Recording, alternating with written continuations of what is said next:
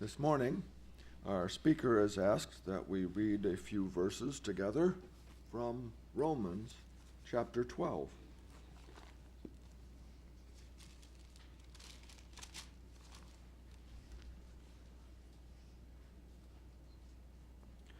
Romans chapter 12, verses 6 through 8. And since we have gifts that differ according to the grace given to us, let each exercise them accordingly. If prophecy, according to the proportion of his faith.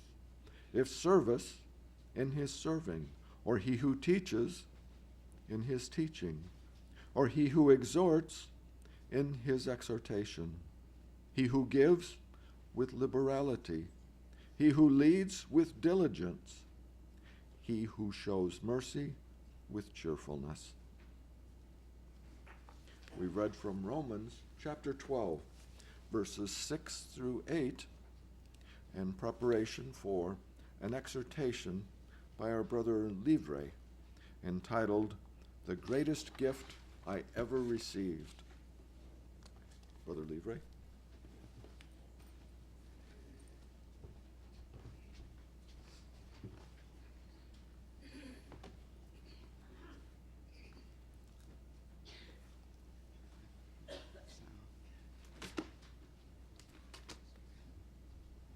Hey, come there. Can I hold it?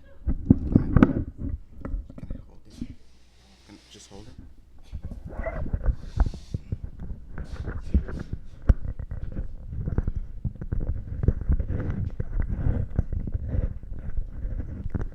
Nick, I wanna get it out. It doesn't come out? I feel like I'm gonna be all over while talking. Let's see. Yeah.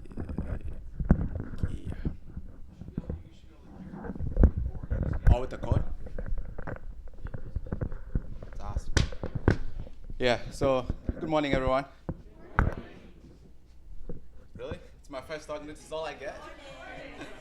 There we go. Yeah, yeah, you know, with Sis and Eunice, I do understand because they were dancing all night at the wedding, but everybody, guys, come on.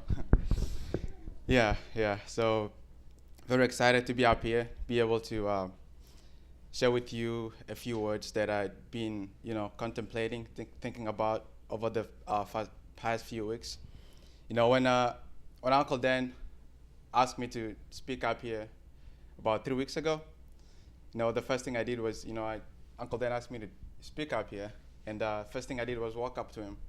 Uncle Dan, what do I talk on? What do I speak about? Uncle Dan goes, the holidays are coming up.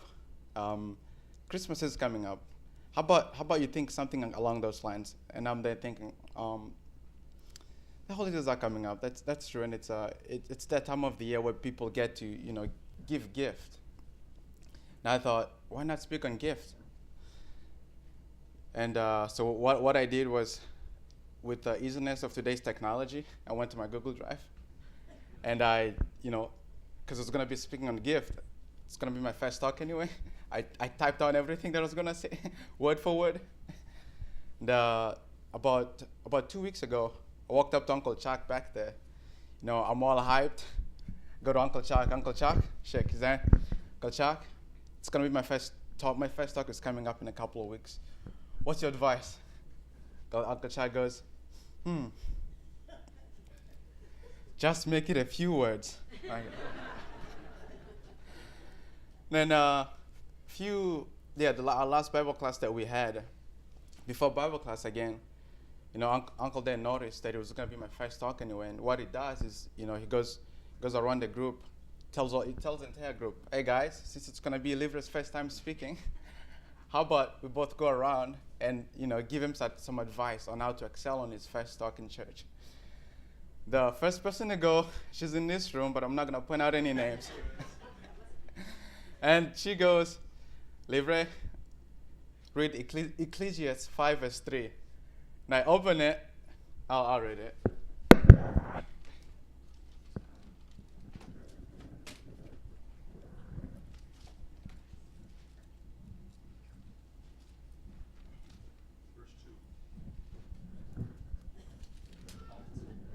and it is, yeah, it is Ecclesiastes 5 verse 2. It reads, "Do not be rushed with your mouth, and let not your heart utter anything hastily before God. For God is in heaven and you on earth. Therefore, let your words be few." So, I mean, I do tell the story.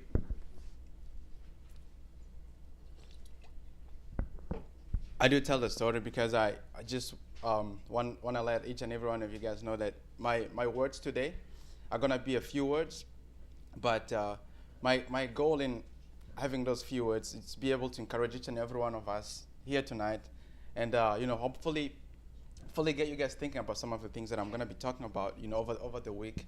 And if there's anything that I talked about that interests you, you'd like to continue the discussion on, more than welcome to. I'm more than welcome the feedback. Just don't make it too demeaning. But yeah. So let's see. Show of hands. How many people in this room have gift? Gift, guys. Gift. Okay. For those of you guys who didn't raise up your hands, you're looking forward to Christmas. But gifts, guys, gift. God has given each and every one of us gift in this room. Gift that most of us are not even aware of. This entire group, it's a gift to me from God. Just me being up here and be able to present to you guys whatever I have tonight. You guys are a gift to God, for me to God. You might not believe it too, but I'm a gift to you guys as well. Now, some of you guys might be thinking, you move a curse and you're a gift. But gifts, guys, God has given us gift, the gift to dream. Any doctors in the room? Doctors? Scientists? The gift to dream, guys. Gift to be able to dream something and be able to do something with your life. Just be a scientist and be able to touch lives in different ways. That's a gift from God, guys. We can't take that for granted. Here is it, that guy. The gift to be fearless, guys. That's a gift from God. Bible says we're made in His image, and God is love, and perfect love casts out fear. I was reading an article the other day. It says that a lot of the fears that we have in our society are a man-made phenomenon. I found out there's actually two fears that we're born with. The fear of heights, the fear of fall, and the fear of heights.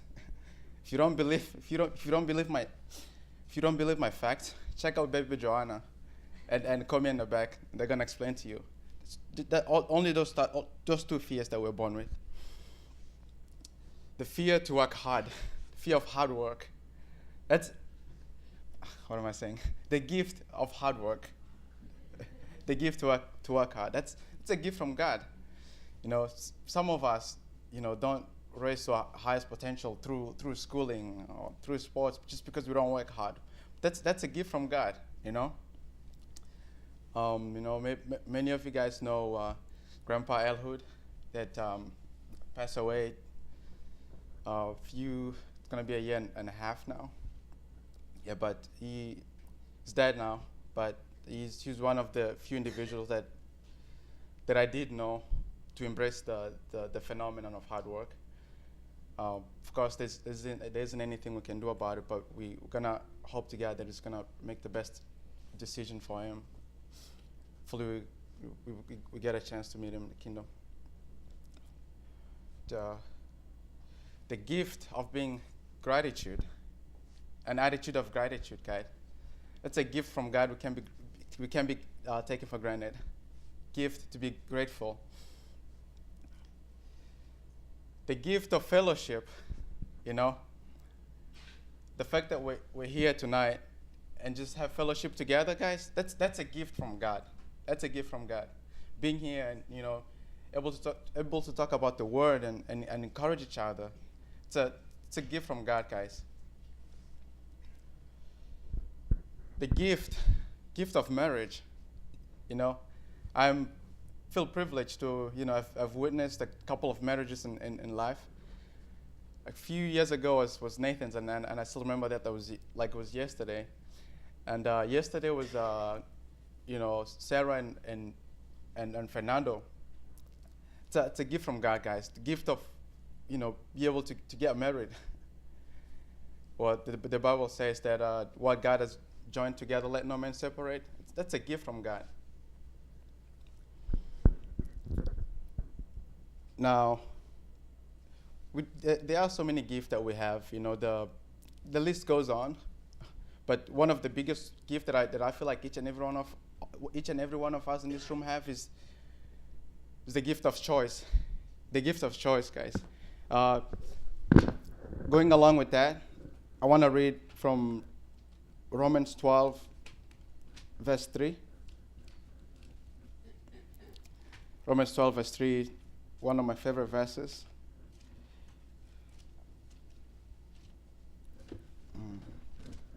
Is it?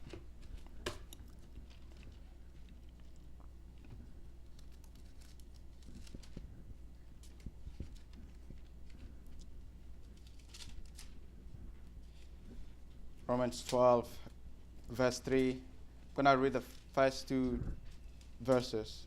It reads, I beseech you, brethren, by the mercies of God, that you present your bodies a living sacrifice, wholly acceptable to God, which is your reasonable service. And do not be conformed to this world, but be transformed by the renewing of your mind, that you may prove what is that good and acceptable, perfect will of God. A gift, guys. Gift to be able to present ourselves as a holy living sacrifices to God. And the gift to be able to renew our thinking, be able to think of the things that are of God. We're very fortunate to be a part of a larger vision than ourselves. Gift of CYC. It's a gift of CYC, guys. I was doing some research when I was working on my topic. I might have read this. Someone might have told me this, but said that a lot of young people, sometimes, especially in the Christadelphian community, don't go to church because there isn't enough young people. But the fact that we're fortunate to have gotten CYC, place that we can, meet together as young people and be able to encourage one another.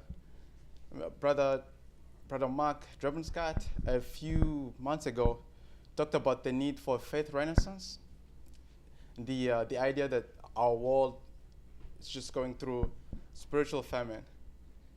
But I feel that CYC is such a great environment to be able to feed on our faith.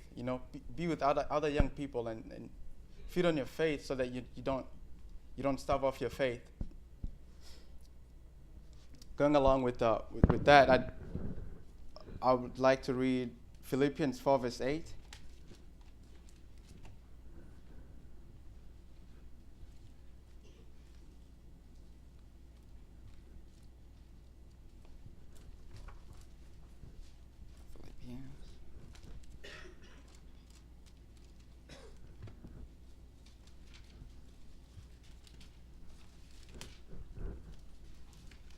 Philippians 4, verse 8 reads, finally, brethren, but instead of brethren, I like to replace it with CYC. Finally, brethren, whatever things are true, whatever things are noble, whatever things are just, whatever things are pure, whatever things are lovely, whatever things are of good report, if there is any virtue and if there is anything praiseworthy, meditate on these things. And the reason I brought up that verse is because with CYC, it's one of the things that we focus on. We focus on encouraging one another and feeding off of the word of encouragement through one another. CYC is such a great environment because it allows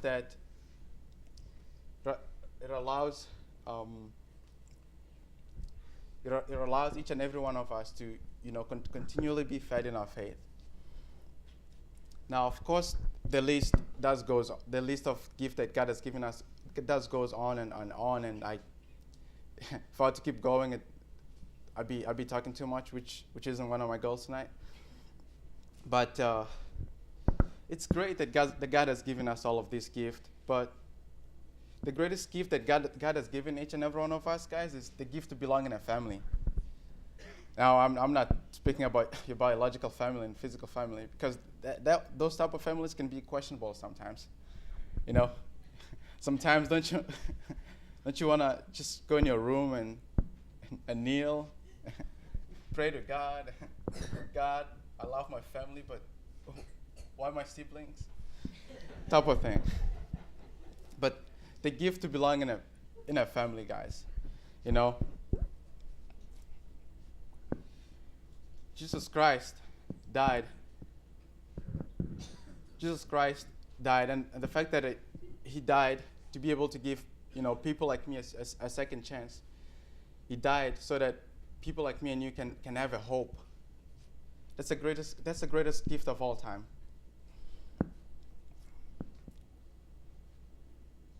And the gift that Jesus Christ has given us is an active gift. And by that I mean it's a gift that we get to live every day. A gift that we get to live on a weekly basis. The fact that we showed up here tonight on Sunday shows that we're willing to accept that gift. There's so many ways we can show that we are appreciative of the gift. Brother Chuck, Uncle Chuck, last week talked about the kingdom, and the biggest prerequisite to be in the kingdom is getting baptized, and it's the greatest gift, guys. The gift to of a second chance to belong to be in the kingdom, be able to be with one another.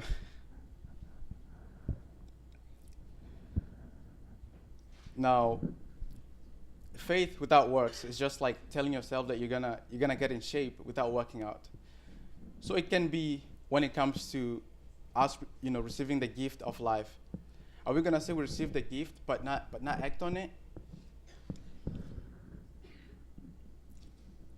There are so many ways that we can show that we are appreciative of the gift of eternal hope and the gift that God has given us.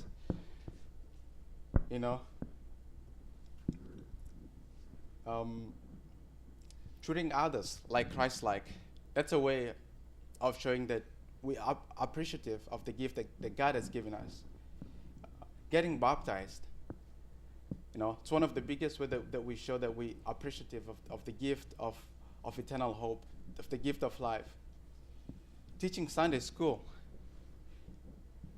Might seem small, but that's a way of showing that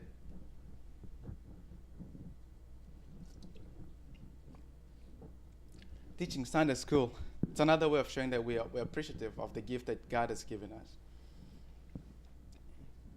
Choosing to come to church every Sunday and associate with other fellow believers. It's a way of showing that we are appreciative of the gift that God has given us. The gift, to have a second chance to be in the kingdom when the time comes.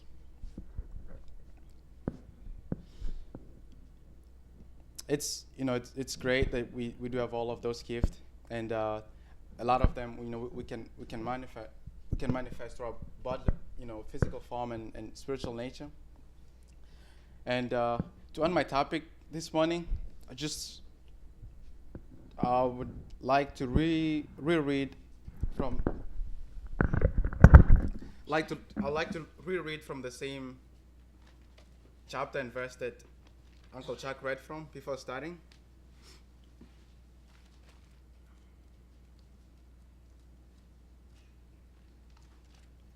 That will be Romans 12 verse 6.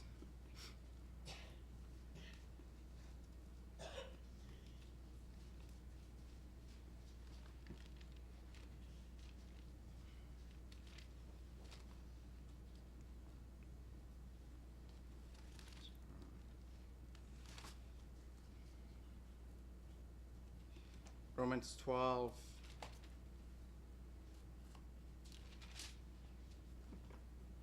Romans 12 verse 6 reads, I'm going to read from 6 to, something in 6 to 8. Having then gifts differing according to the grace that is given to us, let us use them. If prophecy, let us prophesy in proportion to our faith. Or ministry, let us use it in our ministering. He who teaches in teaching, he who exhorts in exhortation, he who gives with liberality, he who leads with diligence, he who shows mercy with cheerfulness.